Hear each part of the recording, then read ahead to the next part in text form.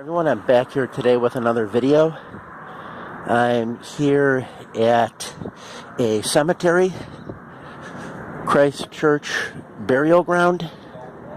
As you can see, there's a number of graves in this burial ground. Many are very old.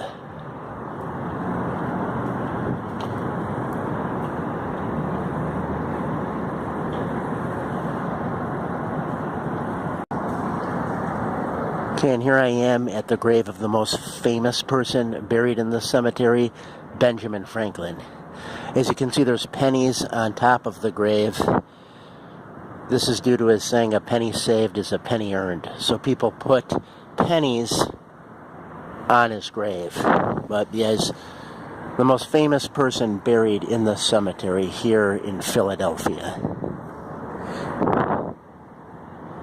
Now, I don't really know what to say about Ben Franklin that hasn't already been said. There's a really good biography that came out about him by Walter Isaacson a while ago. Really details a lot about his life. Probably the best biography about him written in recent years.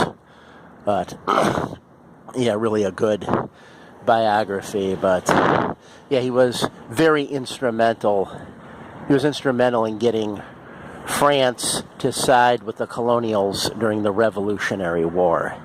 He went over to France, and the French just loved him. He dressed up as a frontiersman. They thought he was an authentic, colonial woodsman. And of course he wasn't. He always lived in cities. He was born in Boston, then eventually came to Philadelphia. So he really wasn't a frontiersman. It was kind of stretching the truth quite a bit. But, he knew how the French were, and he knew that they would love that kind of thing, because they did kind of romanticize the American frontier and the noble savage and all that. There was very much a part of their beliefs at the time. So when they saw Franklin, they really looked up to him. And he was a diplomat trying to get France to side with the colonials, like I said. And he succeeded.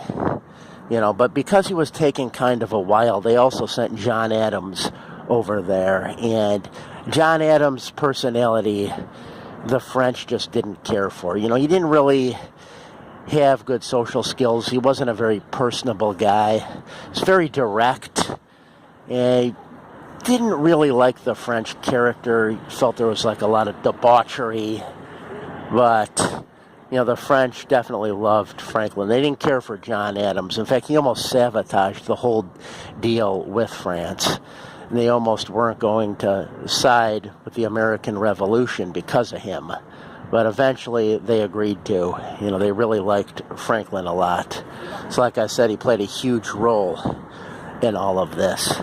And, of course, he's most known for his inventions. He invented a musical instrument, the Franklin harmonica, which if you've ever been to a restaurant, and if you've ever put your hand around the rim of a glass and kind of moved it around, it kind of makes a noise, sort of based on that principle. I know some people have written concertos and whatnot for the harmonica, but invented other things, bifocals, the Franklin stove, just to name a few things. Of course, there are all his experiments with electricity, and all this stuff the French loved him for. So they loved that he, was this inventor and scientist. And self-taught pretty much in everything he did. I think he had only 1 year or so of formal education. That was it. He had apprenticed with his brother in Boston to eventually be a writer for his newspaper, but that didn't really work out. His brother didn't, because he was so young at the time, his brother didn't trust him. His brother didn't want him to write any of the articles. Franklin secretly wrote some letters under the alias of a widowed woman, but his brother eventually found out, and when he did, he fired Franklin. Franklin then moved here to Philadelphia,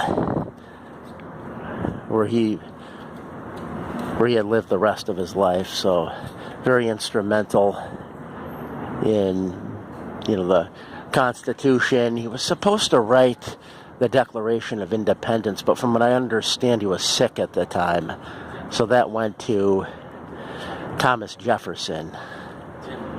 But yeah, Independence Hall is just down the block. But yeah, again, of course, I have to also mention his writing of Poor Richard's Almanac, which had a lot of his famous sayings in it. Penny saved is a penny earned.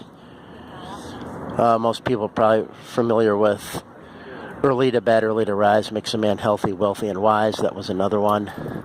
But yeah, here it is, the grave of Benjamin Franklin. His wife is buried here as well. His wife had died, I believe it was 1775. So right before Franklin went to France. So